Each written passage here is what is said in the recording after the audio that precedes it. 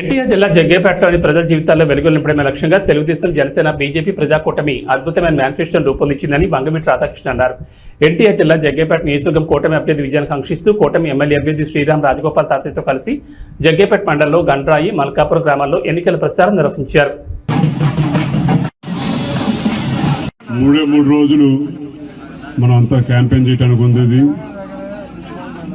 ఎక్కువసేపు మాట్లాడకుండా దయచేసి మిమ్మల్ని అందరూ ఒకటే ఆలోచించమని చెప్పి కోరుతా ఉన్నాం.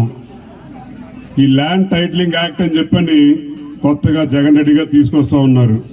మీ అందరికీ ఏదో ఒక స్థలము లేదంటే పొలం ఏదో ఒకటి మీ పేరు మీద ఉంటుంది కదా, అది మీ హక్కే కదా, అది మీరు కష్టపడి సంపాదించుకుందే కదా.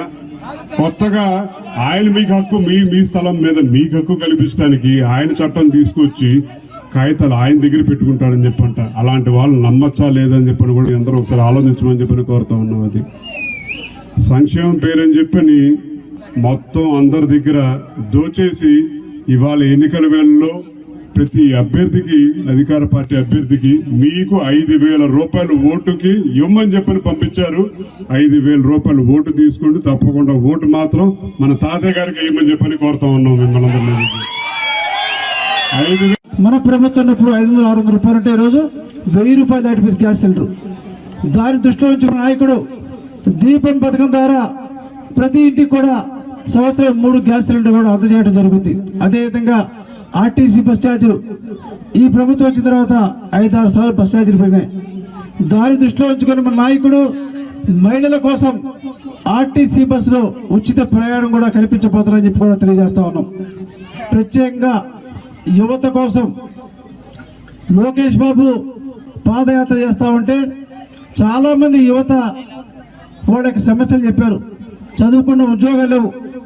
మన ప్రభుత్వం వచ్చిన తర్వాత యువతకు ఉద్యోగం కల్పించడం, ప్రభుత్వ ఉద్యోగాలు ఒకవైపు, పరిశ్రమ స్థాపించి ప్రైవేట్ ఉద్యోగాలు, అదేవిధంగా ఐటీ సంస్థలు ఏర్పాటు చేసి ఐటీ జాబ్ కూడా 20 లక్షల మంది ఉద్యోగాలు కల్పిస్తారు. ఎవరికైతే ఉద్యోగం లేదో అటువంటి వాళ్ళకి నిరుద్యోగ భృతి కింద ప్రతి నెల 3,000 రూపాయలు కూడా అందజేయడం జరుగుతుంది. ఇవన్నీ దృష్టిలో ఉంచుకోండి. ఎవరికైతే పేదవాళ్ళకి సొంత ఇల్లు లేదో ఇంటి స్థలం 3 సెంటు స్థలం ఇచ్చి పక్కా గృహం కూడా ఏర్పాటు చేస్తారు. అదేవిధంగా ఇంటింటికి కూడా కుళాయి పప్పు కూడా ఏర్పాటు చేస్తామని చెప్పి కూడా మనం మేనిఫెస్టోలో చేసాం. మరి బీసీ ఎస్సీలకు ఈరోజు ఎస్సీలకు 50 సంవత్సరాలకి పెన్షన్ ఇస్తా ఉన్నాం. ఎస్సీలతో పాటు బీసీలకు కూడా రాబోయే రోజుల్లో మన ప్రభుత్వం వచ్చిన తర్వాత 50 సంవత్సరాలకే వృద్ధాప్య పెన్షన్ కూడా ఇవ్వడం జరుగుతుంది. ఏదైనా సరే బీసీలు కావచ్చు, ఎస్సీలు కావచ్చు, రైతాంగం కావచ్చు, యువతకి, మహిళలకు అందరూ మేలు జరగాలంటే తెలుగుదేశం పార్టీ అధికారం వస్తేనే సాధ్యపడుతుంది. ప్రత్యేకంగా పొదుపు సంఘ మహిళల కోసం మన ప్రభుత్వం వచ్చిన తర్వాత 10 లక్షల వరకు కూడా వడ్డీ కట్టగల.